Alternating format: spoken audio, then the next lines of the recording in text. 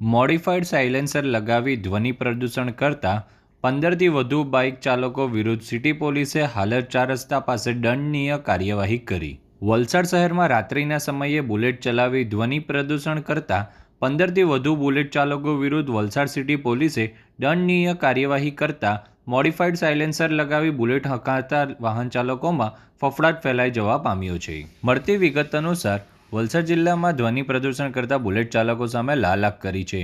બુલેટમાં silencer સાથે છેડા કરવામાં આવે છે અને તેના કારણે વધારે અવાજ નીકળે છે, જેને લઈને અનેક ફરિયાદો આવતા વલસાડ પોલીસ એક્શન મોડમાં જોવા મળી હતી। રાત્રે 9 વાગ્યા પછી વલસાડ સિટી પોલીસની ટીમ પેટ્રોલિંગ ગોઠવી બુલેટ લઈ ધ્વનિ પ્રદૂષણ ફેલાવતા બુલેટ ચાલકોને અટકાવી તપાસ કરી દંડ ફટકારી કાયદાના પાઠ ભણાવ્યા હતા। તમામ ફરિયાદોના પગલે વલસાડ પોલીસ એક્ટિવ થઈને આવા મોડિફાઈડ વાહનો સામે લાલાક કરી આગળ કામગીરી હાથ ધરતા બુલેટ ચાલકોમાં ફફડાટ ફેલાઈ જવા પામ્યો છે।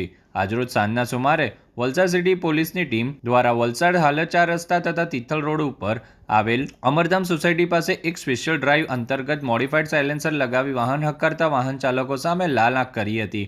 જે કામગીરી દરમિયાન પોલીસે 15 જેટલા વાહનોને અટકાયત કરી દંડનીય કાર્યવાહી કરતા અને વાહન ડિટેઇન કરતા મોડિફાઈડ સાયલેન્સર લગાવી વાહન હંકારતા બાઇક ચાલકોમાં ફફડાટ ફેલાઈ જવા પામ્યો છે।